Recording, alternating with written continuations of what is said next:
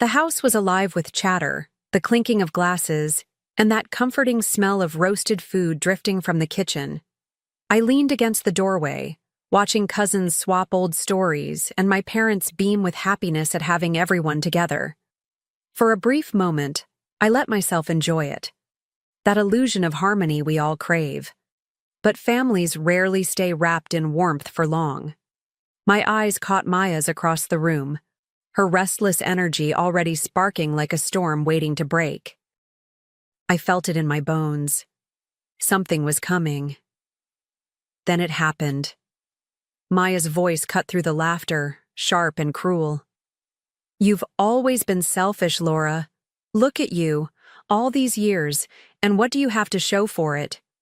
Her words hit me like a slap, loud enough for everyone to hear. The room froze. Conversations ended mid-breath, and suddenly every gaze turned toward me. My hand trembled around my glass, heat rushing to my face as humiliation wrapped around me like a suffocating cloak. I wanted to answer back, to fight, but I knew better. Feeding her fury would only make her smile.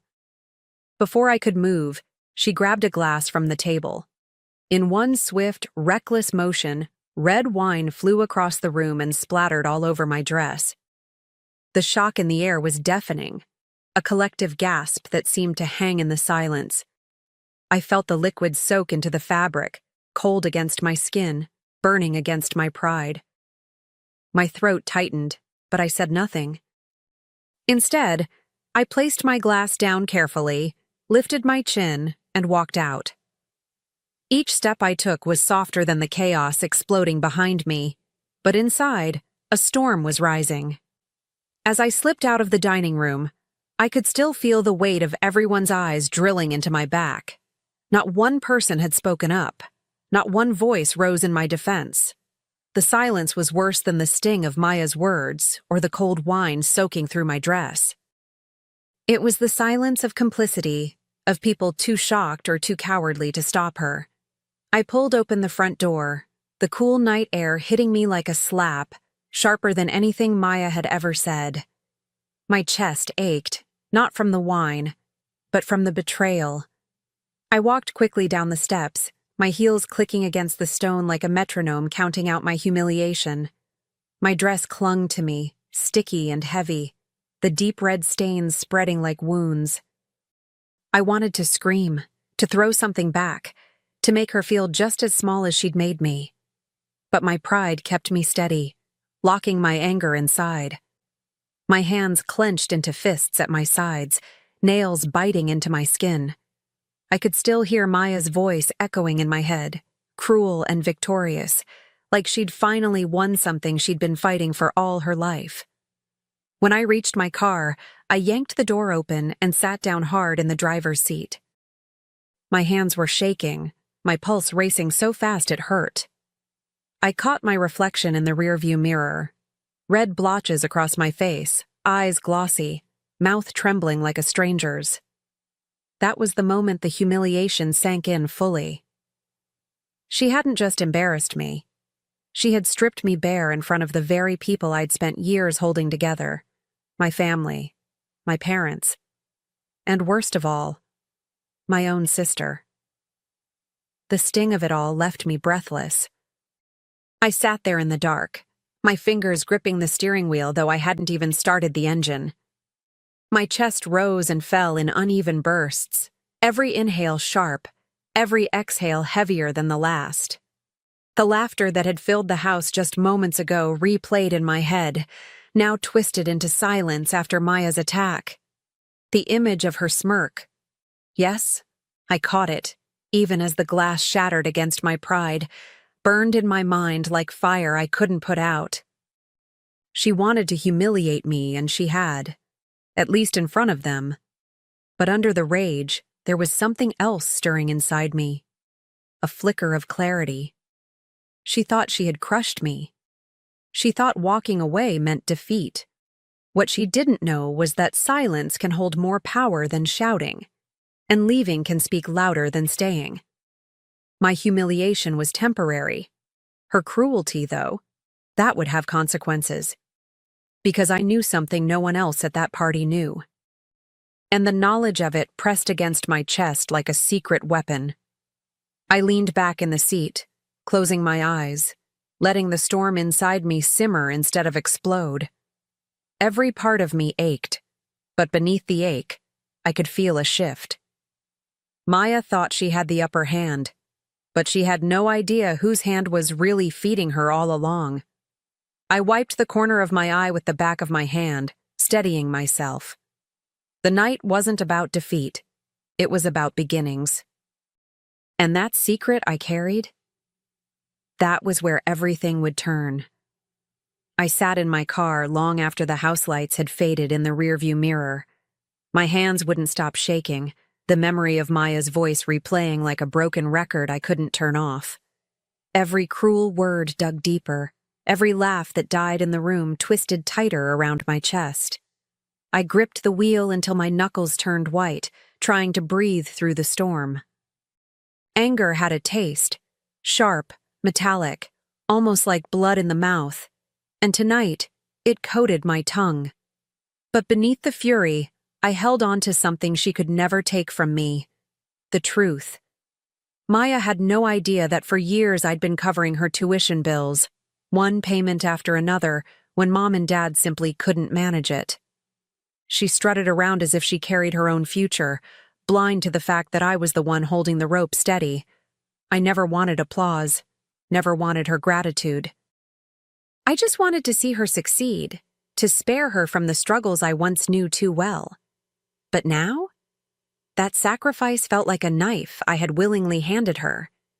Her cruelty tonight wasn't just an insult. It was betrayal, deep and personal, sharper than the wine glass she'd thrown.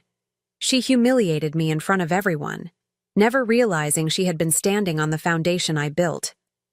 That thought twisted inside me, bitter and hot, until it became more than anger. It became resolve. Sitting there in the quiet, I knew something with perfect clarity. I couldn't let this go. Not anymore. She needed to learn exactly what happens when you spit on the hand that saves you. I leaned my head back against the seat, staring at the ceiling of my car as if the answers might be written there. Memories started flooding in.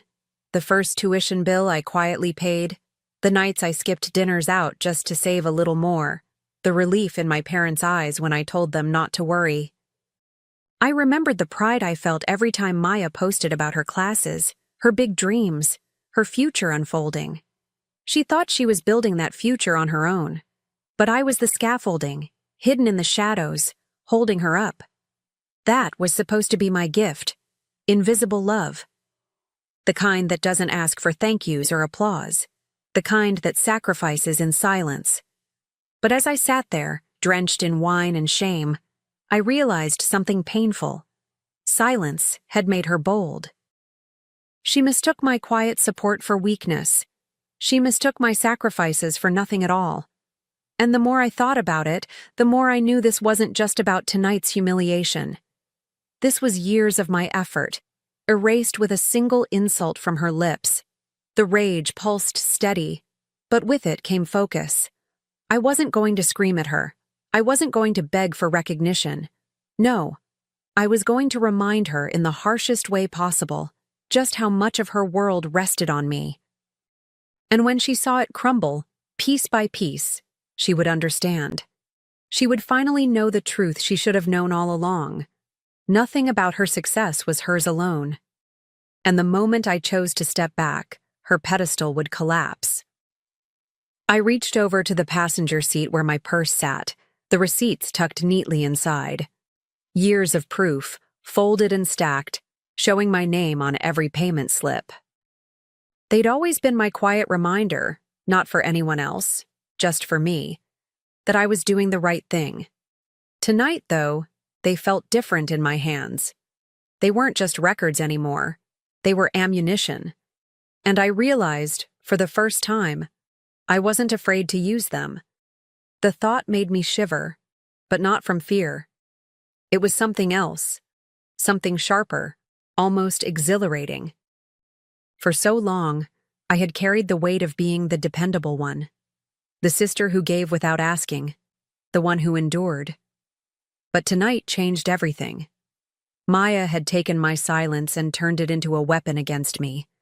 Now I was ready to take back that silence and reshape it into something far more powerful, something that would cut deeper than any insult she could throw. I started the car, the low hum of the engine vibrating through me like a promise. The night sky stretched endless above, but all I could see was the road ahead, the one I was about to carve for myself. Maya thought she knew power. She thought the family's silence meant she'd won. But soon, she would learn what it feels like when the ground beneath you disappears, and I would be the one to pull it away. The next morning, I woke with the same heaviness in my chest, but this time it wasn't despair. It was determination. I made coffee, sat at the kitchen table, and opened my laptop. My fingers hovered above the keyboard for a moment, trembling slightly, before I typed in the university's financial office. I knew the number by heart. I dialed it more times than I could count. But today, it wasn't to save her. Today, it was to let her fall. The line clicked, and a woman's voice greeted me. Calmly, almost too calmly, I explained who I was, the student's name, and my role as the one who had been covering tuition. Her voice softened with recognition. She knew me. I asked her to freeze the account, to cancel any pending payments. There was a pause on the other end, a moment of hesitation, as if she knew what this would mean. But I didn't waver. I repeated myself, firm this time, and she confirmed it. No more payments would be processed. I leaned back in my chair, exhaling slowly, my pulse still racing. It was done. The cord I had carried for years, the lifeline I had offered without her ever knowing, had been cut. A strange mixture of guilt and relief washed over me. Guilt for the chaos I knew was coming, and relief for finally choosing myself. Maya had thrown her glass, her insults, her venom. Now she would feel the sting of what it meant to lose the invisible hand that had carried her all this time. After hanging up, I sat still for a long time, the silence of the room pressing in around me. I could almost hear Maya's laughter from nights she came home bragging about her classes, her plans, her future. She never knew those nights were funded by my sacrifice. And now, without that safety net, her reality would shift like sand under her feet. The thought brought a cold satisfaction, one that made me both proud and strangely unsettled. Revenge never comes without shadows. I walked over to the drawer where I kept the stack of receipts. Each one was a reminder of the nights I said no to myself, so she could keep saying yes to her dreams. As I held them, the weight of it all pressed heavy in my hands. Proof, undeniable, irrefutable, of what I had done for her. For years, those papers had been invisible, tucked away like secrets. Now, they would become something else entirely. They would be the mirror I forced her to look into. I slipped them into a folder, the edges crisp against my fingertips. My heart beat faster as I imagined the day I would place them on the table in front of her, in front of everyone. The humiliation she gave me would pale in comparison to the truth I was about to reveal. She had tried to strip me bare that night, to expose me. But when the time came, it would be her standing exposed, her pride unraveling in front of the very people she tried to impress. And I would be the one holding the curtain open. That night, I sat at my desk with the folder open, staring at the rows of numbers and dates that told a story no one else knew. My name, clear on every slip, the quiet thread that stitched her future together. Each receipt was a memory of my silence, the times I let her mock me, dismiss me, while still making sure her world stayed steady. My jaw tightened as I thought of the glass shattering against my dress.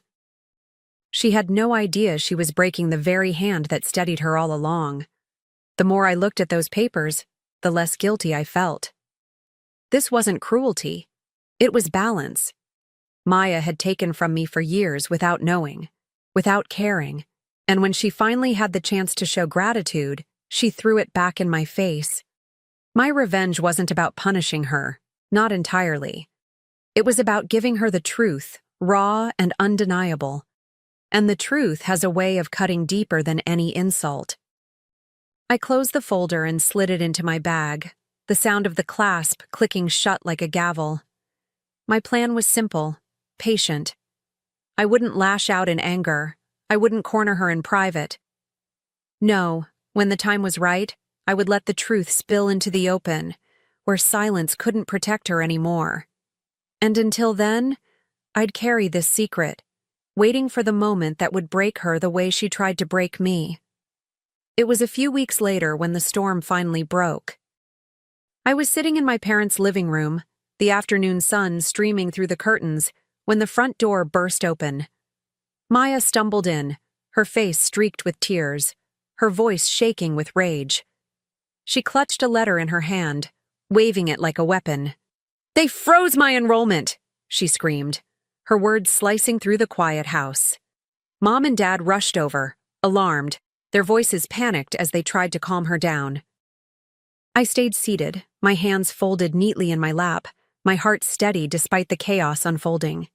She ranted about unfair treatment, about how the university had no right to threaten her future. She painted herself as the victim, her voice rising higher, angrier, desperate. My parents looked confused, frightened even, torn between soothing her and trying to understand what had gone wrong. And through it all, I watched, silent, the folder with my receipts resting just inches from my hand. For years, Maya had strutted into this house like she was untouchable. For years, she looked at me like I was small, irrelevant. But now? I could see the cracks forming, the panic setting in as her carefully built tower began to wobble. She thought she could shame me and walk away unscathed. But standing there, tears streaking down her face, she was already unraveling. And I knew the moment had finally come. The moment to reveal everything. Maya's voice grew louder, desperate enough to shake the walls. "I could lose my semester. Do you even understand what that means?" she yelled, crumpling the letter in her fist as if crushing the paper would erase the truth written on it. My mother's face was pale, her hands trembling as she tried to comfort her, while my father's jaw tightened in confusion. They kept asking the same question, how could this happen? And Maya had no answer, only fury.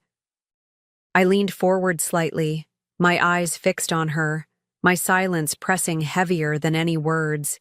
She avoided my gaze, too wrapped in her panic to look at me directly, but I knew she felt it. That shift in power, subtle but undeniable. For the first time, she wasn't the one holding the room captive. The control she'd always flaunted had slipped right through her fingers, and I could feel my pulse quicken as the weight of my secret pressed against the surface, ready to be unleashed. My bag rested by my feet, the folder tucked neatly inside. I slid my hand toward it, the motion slow, deliberate, almost ritualistic. My parents were begging for clarity, Maya was unraveling in front of them, and I was sitting on the answer that would change everything. I could already imagine the sound of the folder hitting the table, the silence that would follow, the way their eyes would shift from her to me. The power in that moment was electric, humming in my chest. I knew it was almost time. I finally stood, the room still buzzing with Maya's frantic cries. My parents turned to me, their eyes pleading for sense, for answers, for anything to untangle the mess. Without a word, I placed the folder on the coffee table and opened it with calm precision. The neat stack of receipts stared back, each one marked with my name. For a heartbeat, no one spoke. Then I pushed them forward, letting the truth sit in the open. Maya froze. Her tears slowed as her eyes scanned the papers, confusion melting into disbelief, then horror. "No, this isn't," she stammered, but the proof was undeniable. My mother reached out, her hand trembling as she lifted one slip, her lips parting as she whispered my name. My father leaned closer, his face tightening with every line he read. The silence was no longer complicity. It was revelation. The room wasn't hers anymore. It was mine. I looked straight at Maya, my voice steady, controlled, almost gentle. You threw a glass at the hand that held you up. Now you can stand on your own. The words hung heavy in the air, louder than her screams, louder than her excuses. She flinched, as if the truth itself had struck her harder than she'd ever hit me. And in that moment, for the first time in years, she had nothing left to say. The days that followed were eerily quiet. Maya avoided me, avoided everyone, her once loud presence shrinking into whispers and shadows. Without the tuition payments, the reality of her situation hit fast and hard. I heard through my parents that she was scrambling, begging professors, pleading with the financial office, looking for anyone to save her. But no one could. The safety net she never even knew she had was gone, and the fall was hers alone to face. At first, I thought I might feel guilt watching her struggle, but instead, I felt something else. Release. For years, I had carried her weight on my back, sacrificing quietly while she mocked me. Now, I was free. Every morning felt lighter, every step sharper. I poured myself into my own work, my own dreams, the ones I had pushed aside to keep her afloat. For the first time in a long while, my life felt like it belonged to me again. And yet, even in her silence, Maya's presence lingered like a shadow. She still had that look whenever I caught her glance, half fury, half humiliation. She couldn't say the words, couldn't admit what she now knew, that the sister she had tried to humiliate was the one who built the ground she walked on. That knowledge weighed on her far more than any unpaid bill. And to me, that was the sweetest justice of all. I ran into Maya one afternoon at the grocery store, her hair pulled back messily, dark circles shadowing her eyes. She was wearing the uniform of a local cafe, the logo stitched awkwardly over her chest. Our eyes met across the aisle, and for a moment, I almost felt sorry for her. Almost. She had once carried herself like she was untouchable, like the world owed her something. Now, the weight of reality bent her shoulders, and she couldn't stand tall anymore. She mumbled a quick hello, her voice low, nothing like the sharp tone she'd once used to cut me down. I nodded politely, nothing more, nothing less, and kept walking. That moment was enough. I didn't need to say a word. The silence between us carried more weight than any confrontation ever could. She knew. I knew. And in that unspoken truth, the balance between us had finally shifted. At home, I sat down with friends for dinner, their laughter spilling through my apartment like warmth I hadn't felt in years. I realized then how much I had missed this. Connection without tension, joy without sacrifice. I didn't need Maya's validation anymore. I had rebuilt my own world, piece by piece, and it was stronger without her shadows looming over me. Revenge, I realized, didn't have to be loud or cruel. Sometimes, it was just living well while the one who hurt you watched from the outside.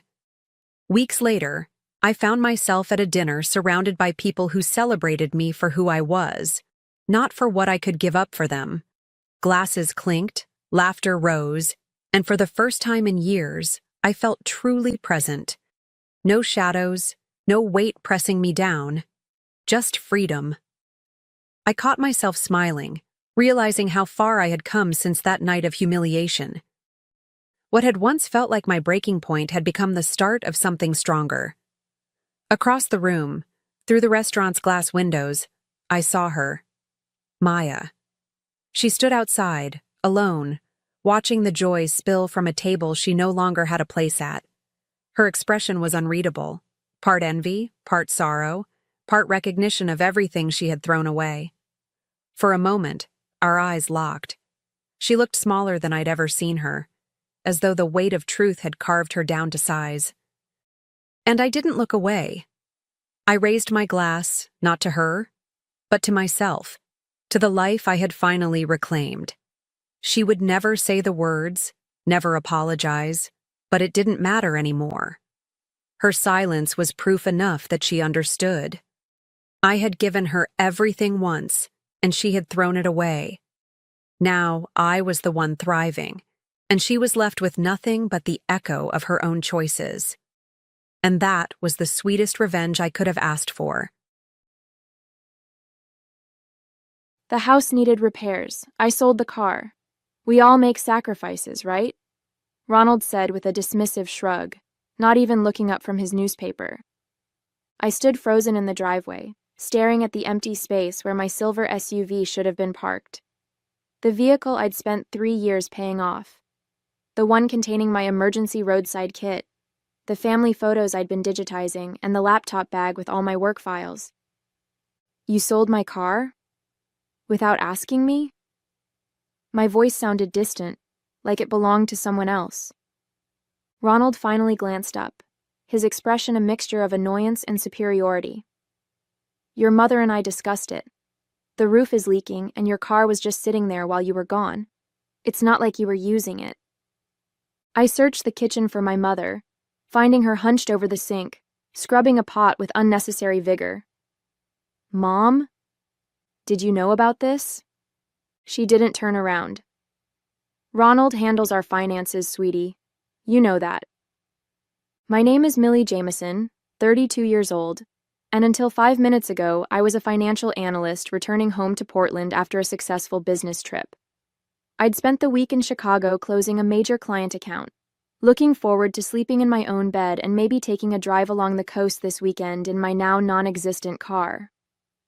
Where are my things that were in the car? I asked, trying to keep my voice steady. Garage, I think. Ronald waved vaguely toward the back of the house. Some guy named Jerry bought it. Gave us a fair price, all things considered. That car had a lot of miles on it. Jerry who? I pressed. Did you get his contact information? Ronald sighed dramatically. What does it matter? The deal's done. Be a team player for once, Millie. Your mother and I have been letting you stay here rent-free for months. I bit back the reminder that I'd moved in temporarily to help them when Ronald lost his contracting job, that I'd been paying for groceries, utilities, and half their mortgage payment despite having my own apartment that now sat empty, that the rent-free arrangement had been their suggestion when they were facing foreclosure. Instead, I walked silently to the garage, where I found my belongings haphazardly dumped into a plastic storage bin. My laptop was missing. So was the external hard drive containing my backup files. Those electronic things fetched a decent price, too, Ronald called from the doorway, as if reading my thoughts. Jerry threw in an extra $300 for them. Should cover the plumber's bill. As I stared at him, something cold and clear crystallized in my chest. This wasn't just about the car. This was about power, Ronald's need to assert it, and his fundamental belief that anything I owned was ultimately his to dispose of. What he didn't know was how very, very wrong he was. My mother married Ronald Weber 4 years ago, after a whirlwind 6-month courtship that began when he renovated her kitchen. He seemed charming back then, confident, capable, full of big plans and bigger promises. I was 28, living in Seattle and building my career at an investment firm. I flew home for their small wedding, genuinely hoping Ronald would make my mother happy after a decade of loneliness following my father's death. The first signs of trouble appeared just months after the honeymoon. Ronald's contracting business began struggling, with clients complaining about unfinished work and permit violations. He blamed the economy, unreasonable customers, jealous competitors, never himself. Then came the drinking, the gambling debts, the calls from collection agencies that my mother tried to hide from me during our weekly video chats. A year ago, I transferred to my firm's Portland office and moved into my mother's house temporarily when the bank threatened foreclosure. I intended to stay for a month while helping them restructure their finances. 1 month became 3, then 6, as I discovered the true extent of their financial troubles. It's just until Ronald gets back on his feet, my mother would say, her eyes both hopeful and apologetic. I created budgets that Ronald ignored. I paid bills he forgot about, I set up automatic transfers from my account to theirs to cover essential expenses. When I suggested Ronald look for steady employment, rather than chasing elusive contracting jobs, he bristled. "I'm not punching a clock for some corporation at my age," he'd declared. "I've got prospects lined up. Big ones." The prospects never materialized, but his resentment of my financial contributions grew. He began making snide comments about handouts and temporary assistance, as if I were a government program rather than family. He questioned my spending habits while making unnecessary purchases himself. He borrowed my credit card for gas, then acted offended when I asked him to repay me. Still, I stayed, partly for my mother's sake and partly because I was making progress. Their mortgage was current again. The credit card balances were slowly decreasing. I'd even helped my mother open a separate savings account, encouraging her to rebuild her emergency fund in case Ronald's big prospects never came through. What Ronald didn't know, what I had deliberately kept from him, was that 6 months ago, my mother had added me as a joint account holder on their main checking account. It was supposed to be a practical move, allowing me to handle bills more efficiently while Ronald focused on rebuilding his business. "Let's not mention this to Ronald just yet," my mother had whispered as we left the bank. "He's sensitive about money matters. He might see it as interference." I had agreed, not wanting to create tension in their marriage. Now, staring at the empty space where my car had been, I wondered if that had been a mistake. The next morning, I woke early and checked my bank's mobile app. The deposit from Ronald's sale of my car hadn't appeared yet. I got dressed for work, my movements mechanical as I tried to process the violation I'd experienced and determine my next steps. In the kitchen, my mother was already making coffee, her shoulders tense. "I'm sorry about your car, honey," she said softly. "Ronald should have discussed it with you first." Yes, he should have. I accepted the mug she offered. "Mom, this can't continue. I need my own transportation. I have a job, responsibilities." I know.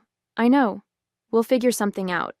Ronald says once the roof is fixed, he can focus on that bathroom renovation job for the Millers. That should bring in enough for a down payment on a used car for you." The Millers. I'd heard about this supposedly lucrative job for months, yet it never seemed to progress beyond the planning stage. "When is that happening?" I asked. My mother's eyes slid away from mine. "Soon.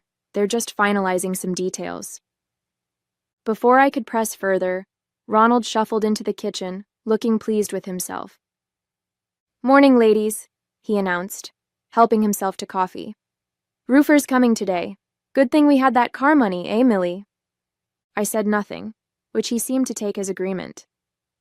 "By the way," he continued, "I used your printer last night. Hope you don't mind. Had to get some invoices out." I froze mid-sip. My printer was in my bedroom, which meant he'd entered my private space without permission. Again. "What invoices?" I asked. "Got a line on a new client. Needed to look professional." He tapped his temple knowingly. Business strategy. As I left for work, I noticed fresh tire tracks in the mud beside the driveway, as if someone had driven across our lawn. Our elderly neighbor, Mrs. Patterson, was watering her flowers and waved me over. "I was going to call your mother," she said in a hushed voice. "That man who bought your car came back last night. He and your stepfather were loading things into a truck. I thought you should know." A chill ran through me. "What things?" Mrs. Patterson shrugged. "Couldn't see clearly in the dark. Boxes, some furniture maybe.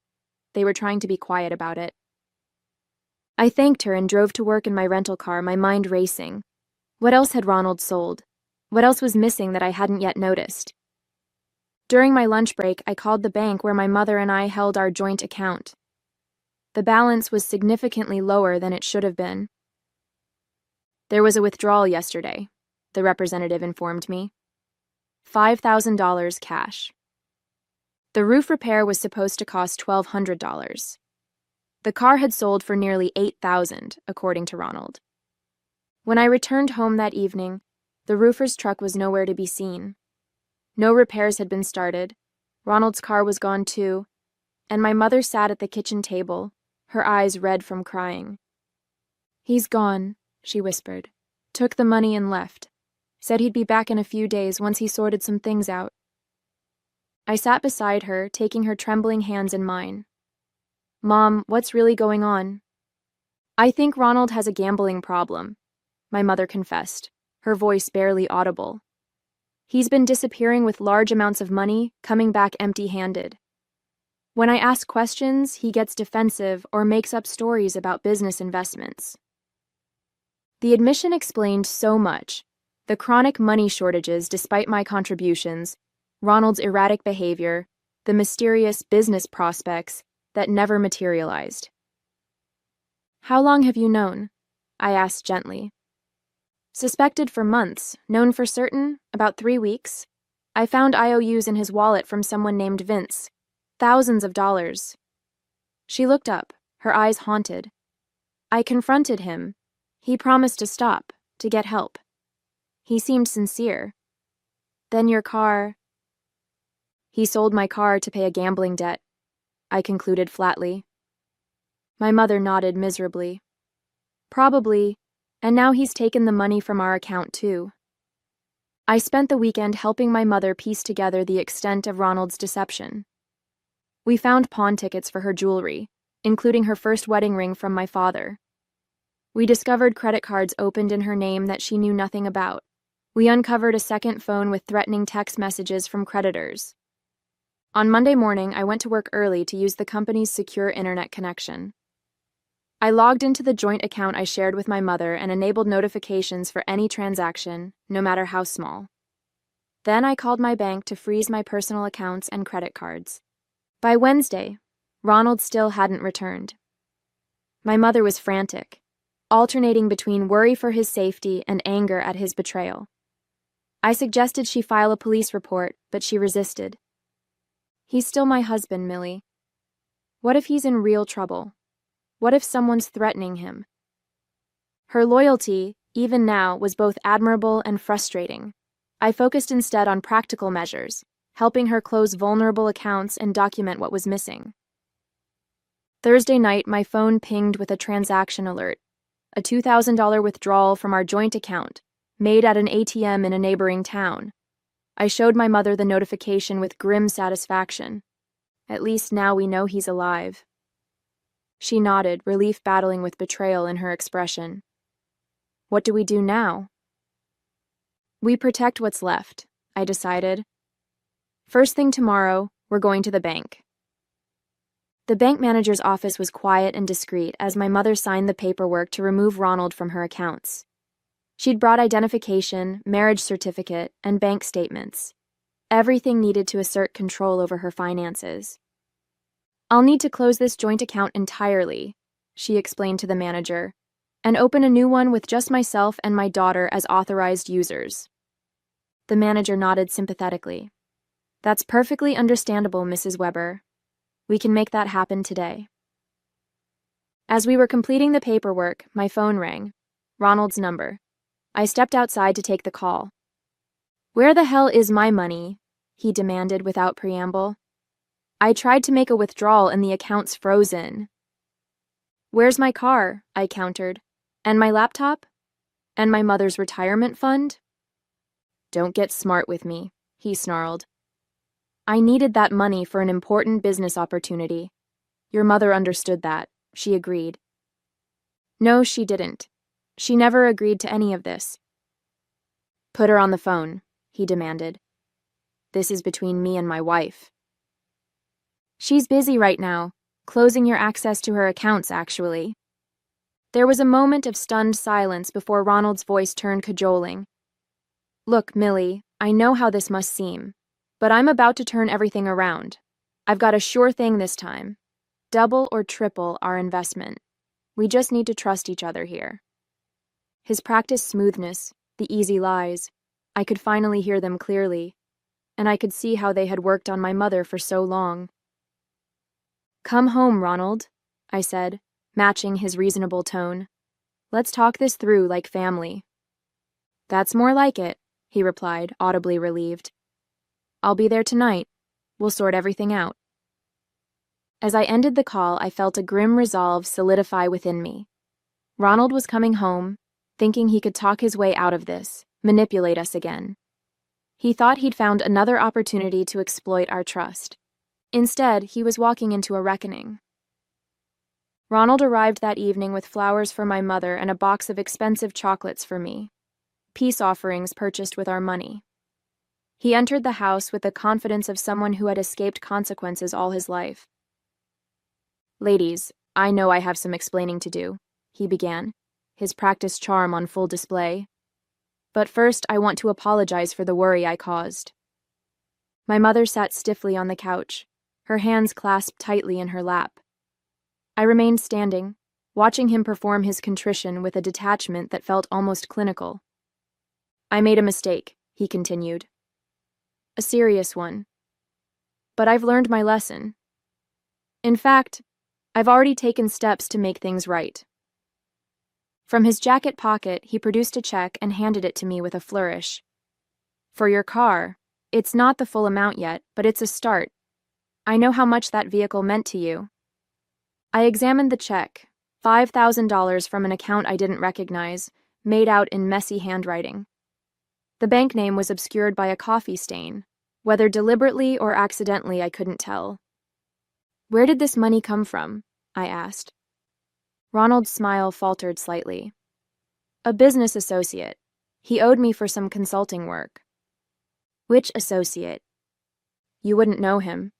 Construction industry guy. Ronald turned to my mother, clearly trying to redirect the conversation. Catherine, I know you're upset, but I've got great news. Remember that development deal I told you about? It's happening. Contracts being drawn up as we speak. 6 figures, minimum. My mother's expression remained unchanged. You said that 3 months ago about the West Side project, and before that, the restaurant renovation. This is different, Ronald insisted. It's a sure thing. I decided to test a theory. Is Vince involved in this deal? Ronald froze momentarily before recovering. Vince? No. This is with Henderson Properties, totally legitimate. Interesting, I said, because there is no Henderson Properties in Portland. I checked. The facade cracked just slightly, a tightening around the eyes, a forced chuckle. Not Portland. They're based in Seattle, expanding to our market. I pulled out my phone and showed him the screen, a banking app displaying a balance of $0 in the joint account he had shared with my mother. Looking for this? I asked quietly. His expression darkened. What did you do? Protected my mother's assets. The account is closed. You had no right? Ronald's charm evaporated, replaced by indignation. That's my money too. Actually, it wasn't, I replied calmly. Mom opened that account with her inheritance long before she met you. You were added as a joint holder, but the funds were hers, and what little you contributed was more than offset by what you withdrew for gambling. Ronald turned to my mother, switching tactics again. Catherine, are you going to let her talk to me like this? I'm your husband. My mother took a deep breath. I found the pawn tickets, Ronald. For my mother's jewelry. For James's wedding ring. James, my father. The mention of his name seemed to catch Ronald off guard. I can explain that, he began. And I found these, she continued, placing a stack of papers on the coffee table. Credit card statements for accounts in my name that I never opened. That's identity theft, Ronald. His face flushed with anger. You're overreacting. Married couples share finances. I was handling things. By selling my daughter's car? By gambling away our savings? My mother's voice rose slightly. By lying to me for years? Ronald stood abruptly. I don't have to listen to this. I made some mistakes, sure, but I'm still the man of this house. As he moved toward the door, I stepped into his path. Before you go, there's something else you should know. I handed him a folder containing documents my mother and I had carefully prepared. bank statements showing the pattern of withdrawals coinciding with his gambling activities, credit reports revealing the fraudulent accounts, and finally, a formal statement my mother had filed with the police that morning. Not a missing person report, but a complaint of financial exploitation and fraud. "What is this?" he demanded, flipping through the pages. "Evidence," I replied simply. "Of everything." Ronald's face contorted with rage. "You scheming little—" He stopped himself, visibly forcing a calmer demeanor. "This proves nothing. It'll be your word against mine." "Actually," came a new voice from the dining room doorway, "it won't be." My cousin Brent, a police detective, stepped into view, along with a uniformed officer I didn't recognize.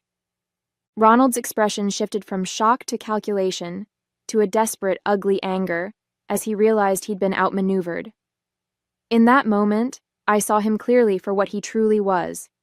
Not a charming entrepreneur with bad luck, but a predator who had targeted my vulnerable mother and never expected to be held accountable. "Ronald Weber," Brent said formally, "we'd like you to come downtown to answer some questions." After Ronald was escorted from the house, my mother collapsed onto the couch, her composure finally breaking. "Did I do the right thing?" she whispered, tears streaming down her face. "He's still my husband." I sat beside her, holding her hand. "You did the brave thing, the necessary thing." Brent returned an hour later with news. Ronald was being held for questioning related to financial fraud and identity theft. A search of his car had revealed my stolen laptop, along with financial documents belonging to at least 2 other women, previous victims, presumably. "It's not your fault," Brent told my mother gently. "Men like Ronald are practiced manipulators. They target kind people, especially widows with assets." The next morning brought a new shock. Brent called to inform us that Ronald had been released on bail, paid by someone named Vincent Barone, the same Vince from the IOUs we'd found. "A known associate of some problematic characters," Brent explained cryptically. "We're keeping an eye on the situation, but I'd suggest you both stay somewhere else for a few days, just as a precaution." We packed overnight bags and checked into a hotel across town. That evening, my phone rang with a call from our neighbor, Mrs. Patterson. "There's a truck at your house," she reported nervously. "Men are loading furniture into it." I thanked her and immediately called Brent, who promised to send officers to investigate. 20 minutes later, he called back. "Ronald and 2 associates were removing items from the house," he confirmed. "They claimed Ronald was just collecting his personal belongings, which he has a legal right to do until divorce proceedings formalize the separation of assets." "What did they take?" my mother asked when I relayed this information. "Brent didn't specify," I admitted. "We'll have to inventory when we return." When we were allowed back home 2 days later, the extent of Ronald's vindictiveness became clear. He had taken not just his clothes and personal items, but also electronics, kitchen appliances, and even family photos, things he knew had sentimental value to my mother. Most concerning, her filing cabinet had been emptied, potentially including sensitive financial and identity documents. "This feels like punishment," my mother said, surveying the half-empty house. "For standing up to him." "It is," I agreed. "But it also means he's scared. He's lashing out because he knows we have evidence against him." That evidence, however, was now at risk. Many of our carefully gathered documents had been in the filing cabinet. Without them, the case against Ronald would be significantly weakened. I called Brent in a panic. "He took our evidence." "Not all of it," Brent reassured me. "The formal statements and copies of the key documents are safe with us, but anything you had at home?" I hung up and sat heavily on the stripped couch, trying to think. What else did we have? What else could we use? Then it hit me. "Mom, remember that safety deposit box Dad insisted you keep? The one with your important documents?" Her eyes widened.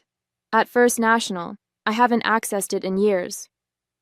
The next morning, we were at the bank when it opened. The safety deposit box contained exactly what we needed: original copies of my mother's financial documents from before her marriage, including statements from the 1950s, accounts Ronald had drained, the property deed showing the house belonged solely to my mother, and most crucially, a thumb drive my father had apparently left behind. The drive contained a detailed accounting system, my father's meticulous financial records, which my mother had continued updating out of habit for years after his death. It showed every deposit, every withdrawal, and every transaction in accounts Ronald had accessed. It was a complete financial history that would definitively prove which assets belonged to my mother before marriage and trace exactly how Ronald had systematically exploited them. Dad was always organized, I said softly, scrolling through the files. He always said good records were the best protection. My mother squeezed my hand. He would be so proud of you, Millie.